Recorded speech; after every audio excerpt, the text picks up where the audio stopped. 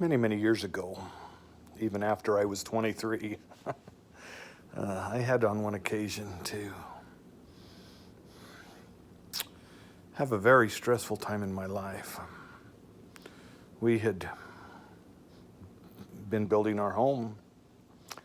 Carol had a miscarriage. I was Elders Quorum president. And we were at a very stressful place in my life with my employment.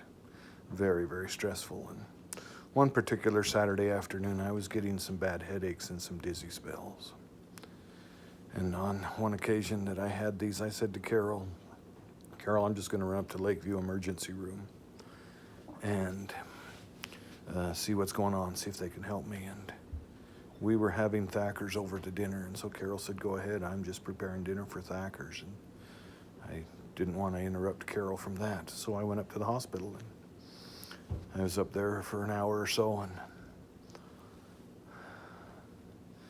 and the doctor had come in and said, we're going to do a CAT scan on you, and they did a CAT scan, and an hour or so later, when the doctor came back with the results of the CAT scan, the doctor said, and these are his exact words, we've called an ambulance, we've taken CAT scans, and we feel that you have several brain tumors, so we're going to take you to University of Utah Hospital and prepare you for emergency surgery tonight. And that was just kind of shocking to me. At that very instant, my mom walked in after she had finished talking to somebody in the emergency room, and another doctor had broke news to her, and so they were calling an ambulance for me to go to University of Utah Hospital. I had some headaches, but that was all that I was experiencing. So in came the ambulance, and they had taken the CAT scan envelope and put it in an envelope, and then they taped it to my chest and sent me away in the ambulance. And so when I got to the University of Utah Hospital, they quickly reviewed the CAT scans and looked at my CAT scans and the photographs, and the doctor came in and said, we don't understand, you've got several oddities that are what we consider abnormal with the pictures that we've taken of your skull and your brain.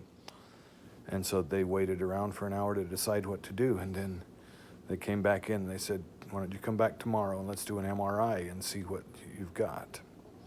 And so I went home that night and had a very sleepless night as we prepared for tomorrow. And the next day was Sunday. We went up and had the MRI, and they'd taken several photographs. And so after an hour or so, the doctor looked and came back into Carol and said, we don't understand this.